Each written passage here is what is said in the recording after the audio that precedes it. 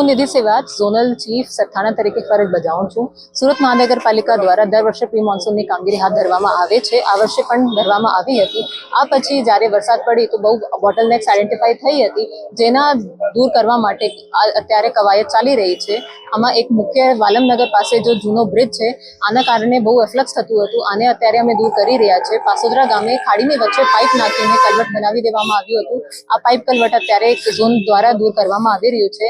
આને સિવાય iconic road ઉપર પાઇપ કલવટ નાખીને ખાડીને બહુ સાંકડો કરી દેવામાં આવ્યું હતું, જેના કારણે પાણીના અડચણરૂપ હતું।